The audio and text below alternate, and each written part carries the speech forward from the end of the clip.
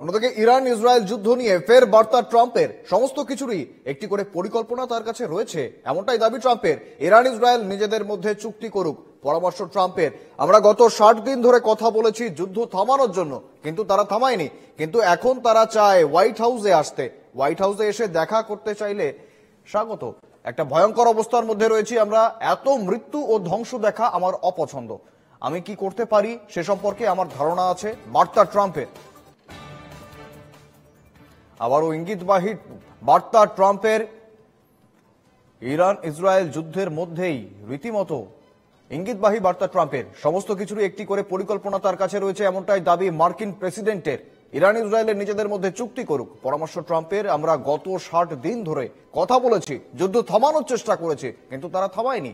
কিন্তু এখন তারা চায় হোয়াইট হাউসে আসতে। হোয়াইট হাউসে এসে দেখা করতে চাইলে স্বাগত।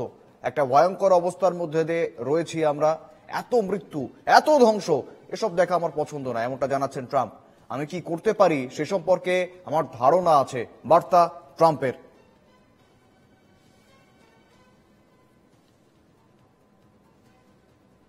I have a plan for everything, but we'll see what happens. Got a ways to go. They should have made the deal. I had a great deal for them.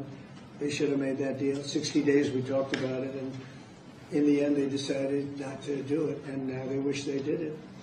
And they want to meet, but it's a little late to meet, but they want to meet. They want to come to the White House. They'll even come to the White House. So we'll see.